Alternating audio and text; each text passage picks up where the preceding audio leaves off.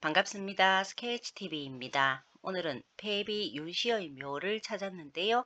그간 우리가 알고 있던 이야기가 아닌 연산군을 낳은 한 여성으로서의 윤씨를 들여다볼까 합니다. 화려한 외관과는 달리 너무도 비극적인 사연을 품고 있는 묘입니다. 나중에 삭탈이 되었지만 그녀의 별호는 재헌황후, 시호는 재헌이었습니다. 연산군은 조선 왕조실록에서 일기라는 이름으로 후대에 남긴 실록을 남겼는데요.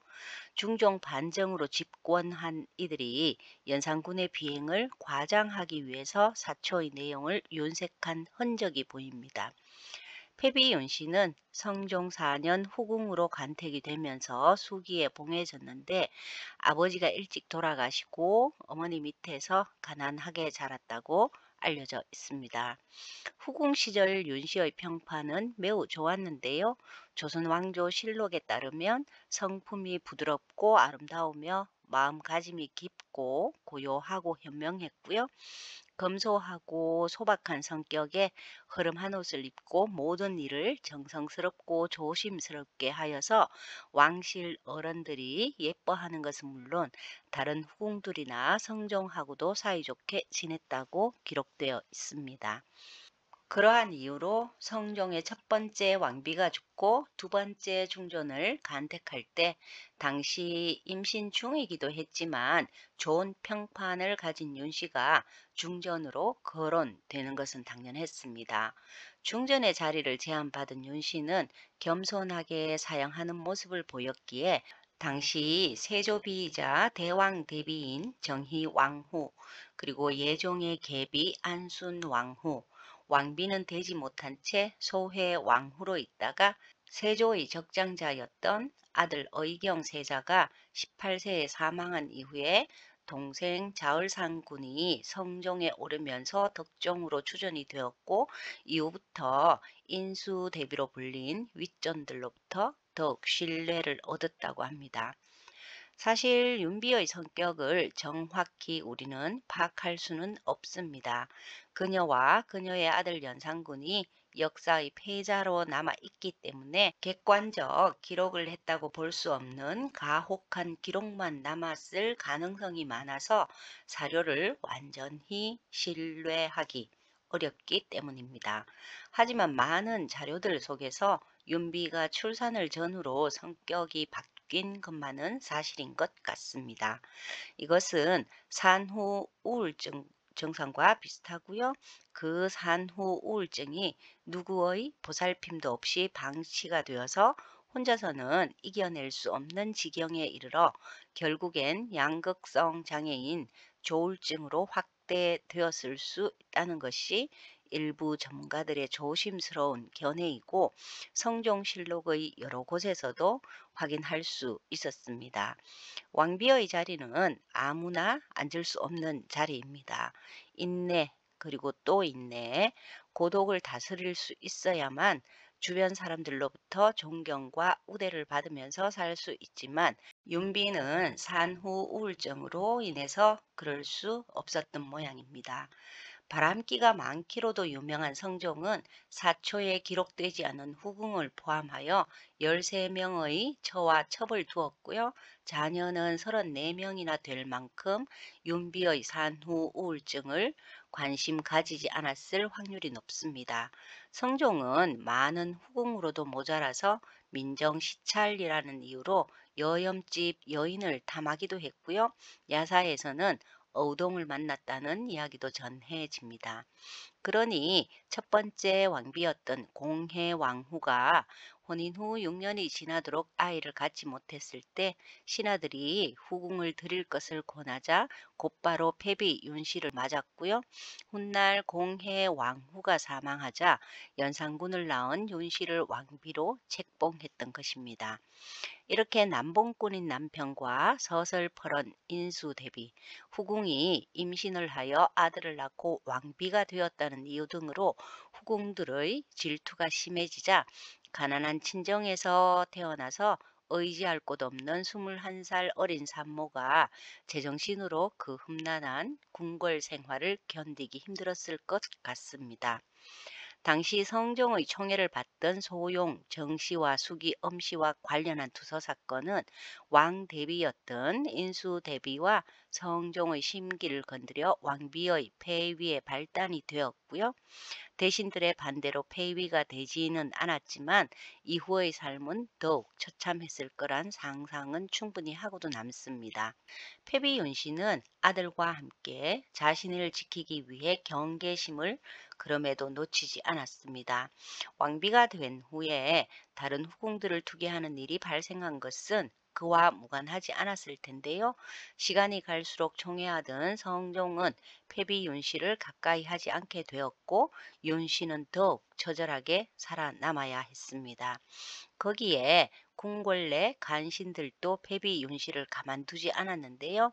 패비 윤 씨 이후 세 번째 왕비가 된 정현 왕후의 친척인 윤필상 등이 성종을 설득하고 시어머니 인수 대비가 거들어서 패비 3년째 되던 성종 13년인 1482년 끝내 사약을 내려서 패비 윤 씨의 한많은 생은 마감하게 되는데 이는 폐비 사태 당시 관여했던 인수 대비의 의중과 윤 씨와 경쟁 관계에 있던 후궁들의 모함, 그리고 세자가 자람에 따라서 후환이 두려웠던 성정과 당시의 조정 대신들의 암투가 요인이었습니다. 처음 폐비 윤 씨의 묘는 경기도 장단에 조성이 되었으나 묘비도 없었고요.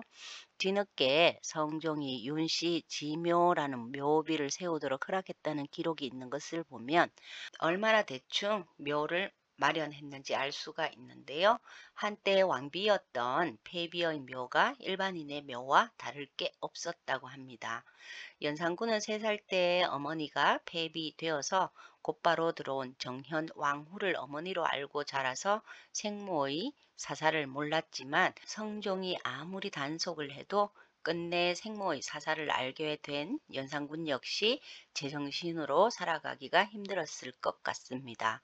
지금의 관점에서 보면 아내로서 의윤비의 질투는 너무도 당연하지만 당시 명나라보다 더한 유교가였던 조선에서 요구하는 국모상에는 결코 맞지 않았을 것입니다. 당시의 왕비는 심하게 말해서 허울만 좋은 왕의 장식용 인형에 불과했는데요. 왕실의 국모라는 버거운 자리는 희로애락을 자유분방하게 표출할 수도 없었고 더구나 주변에는 온통 윤씨를 시기하고 질투하는 사람들로 득실거렸으니 세력이 미미한 가문 출신이 막강한 가문을 배경으로 둔 시어머니 인수 대비를 비롯해서 여러 쟁쟁한 집안의 후궁들과 세력 다툼에서 패한 희생양이라고도 볼 수 있습니다. 연산군을 폭군으로 변하게 만든 데에는 역시 정치적 업무가 있었는데요. 당시 궁중에서 세력을 넓혀 가고 있던 임사홍이 조정 대신들을 몰아내기 위해서 패비 윤씨의 일을 연산군에게 알리는 것으로 시작합니다. 임사홍은 윤씨의 어머니 신씨를 궁궐로 데리고 가서 패비 윤씨가 사약을 마시면서 남긴 피 묻은 적삼을 보여주도록 했습니다. 그러면서 마지막으로 남긴 어머니의 유언을 들려주는데 아들이 다행히 목숨을 부지하게 되거든 자신을 황제가 거동하는 건원릉으로 가는 길목에 묻어 장차 보위에 올라서 아들의 능행을 보게 해달란 것이었습니다. 연려실 기술의 기록에는 당시 조선시대 모든 왕은 태조 건원릉에 매년 능행을 해야 했다고 기록이 되어 있는데 패비윤 씨는 죽어서도 아들의 모습을 보고자 했다는 이야기입니다. 외할머니 신씨로부터 이 이야기를 들은 연산군은 당연히 분노할 수밖에 없었습니다. 당시 조선 조정에서는 그녀가 폐서인이 된 후 자신의 행동을 뉘우치고 건신하고 있어서 세자의 생모라는 점 등을 이유로 그녀를 살려두려고 하는 분위기였지만 인수 대비와 엄숙이 그리고 정귀인 후궁들의 사주로 궁녀들이 성종에게 허위 보고를 하면서 사약을 받고 사사되고 말았던 것입니다. 그는 가장 먼저 성종의 후궁인 정귀인과 엄소용을 그들의 아들들에게 때려 죽이도록 명했고요. 그것도 분이 풀리지 않아서 그들의 시신을 갈기갈기 찢어서 젓갈을 담근 후에 상과 들에 흩어버렸습니다. 또한 정귀인의 자식들인 안양군과 봉안군을 잡아다 목을 치고 사약을 들고 갔던 이제좌와 그의 아들을 붙잡아 역시 목을 쳐서 죽였고요. 어머니를 패하는 데 동의한 윤필상 역시 잡아다가 진도로 유배시켰다가 사약을 마시도록 했습니다. 그리고 정여창, 남효온 등을 부관 참시하고요. 김굉필 등을 사형시키는 등 연산군은 무오사화와 갑자사화를 통해서 수많은 사람들을 죽이거나 실형을 가했습니다. 특히 갑자사화는 연산군의 포악하고 잔인한 복수심에서 폭발한 사건으로 보이기 쉽지만 실상은 조정 내 신하 간의 암투가 요인이었습니다. 성종의 얼굴에 상처를 입혔다거나 비상을 숨겨놓고 후궁들을 독살하려 했다거나 혹은 저주나 동태 감시 등의 내용들은 누군가 지어냈거나 사실일 수도 있습니다. 만약 패비윤 씨와 관련한 성격이나 행동을 누군가 지어냈다면 그 주체는 아마도 기존의 후궁들과 배후 인물로 성종의 모우인 인수대비일 것입니다. 또 지어낸 것이 아니라면 윤비는 국무로서의 자질이 부족한 그저 평범한 아낙네, 남편의 사랑을 갈구하는 한 아내였을 뿐입니다. 무덤 주인의 원한을 알기라도 하듯 회묘의 석인에는 오늘도 수심이 가득합니다. 연산군은 삼사를 비롯한 신하들의 반대를 무릅쓰고 생모 윤씨의 묘를 지금의 경희대 의료원이 있던 자리로 천장을 하면서 사당의 이름을 효사묘라고 정하고 묘는 회묘로 정한 후에 왕비의 격에 맞게 왕릉과 같은 규모로 조성을 하였는데요. 이때 연산군은 묘의 이름을 품을회 혹은 간직할회로 정합니다. 연산군이 어머니 묘를 천장하여 조성한 무덤자리가 바로 건원릉으로 가는 길목이었습니다.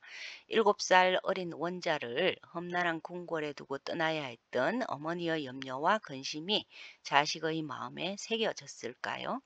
연산군이 천장 후 7년이 지난 뒤 패비윤 씨를 제헌 왕후로 추승을 하고 능의 이름도 회릉으로 격상하면서 종묘에서 성종의 시인위에 어머니의 시인위도 합사되도록 하였습니다.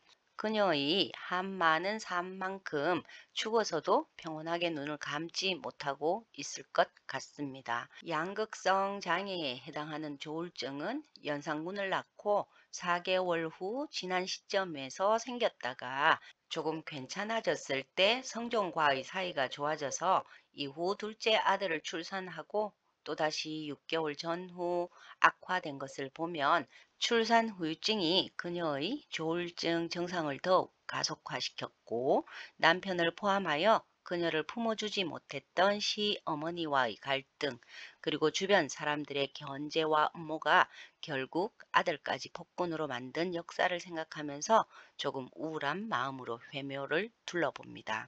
그래도 한때 왕비였었고 아들 연산군이 그에 맞게 어머니의 묘를 조성해 놓아서 갖출 것은 거의 갖춘 상태입니다.